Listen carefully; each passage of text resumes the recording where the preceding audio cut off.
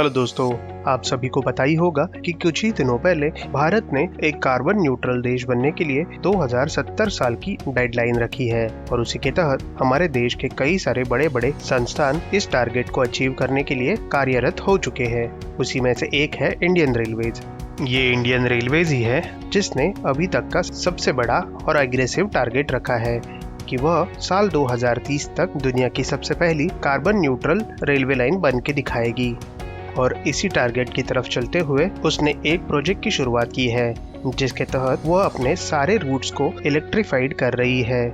और ऐसा माना जाता है कि जिस गति से काम चलाया जा रहा है तो उसके मुताबिक दिसंबर 2023 तक इन सारे रूट्स का इलेक्ट्रिफिकेशन कंप्लीट हो जाएगा।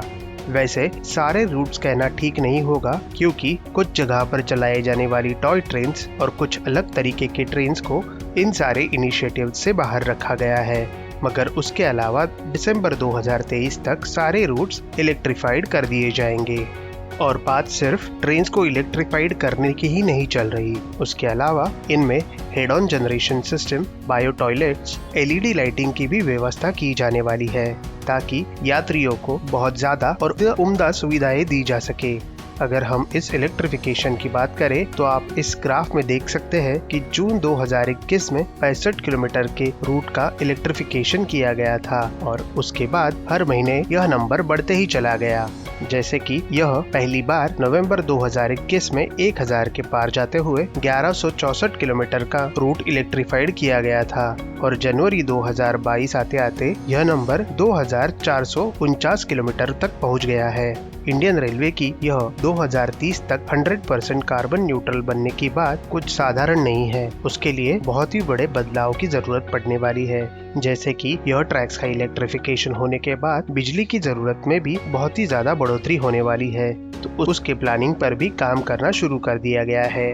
अभी इस वक्त इंडियन रेलवे के पास लगभग 65,000 किलोमीटर का रेलवे रूट अवेलेबल है, जिसमें से मार्च 2022 तक 52,000 किलोमीटर का रूट इलेक्ट्रीफाइड कर दिया है।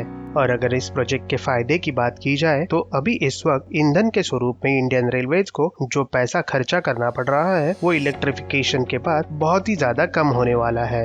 यह हम इस बार के बजट से ही पता कर सकते हैं क्योंकि साल 2019 और 20 में रेलवे का बजट लगभग 30,000 करोड़ रुपए था, जो 2021-22 में सिर्फ 24,000 करोड़ रुपए का रह गया है। भविष्य में भी यह नंबर और भी नीचे आने वाला है, पर इस सेविंग को नए रूट्स के निर्माण में लगाया जाने वाला है। तो दोस्तों, आप इस इंडियन रेलवे के इलेक्ट्रिफिकेशन प्रोजेक्ट के बारे में क्या सोचते हो और इससे क्या फायदे हो सकते हैं, यह हमें कमेंट बॉक्स में जरूर बताएं।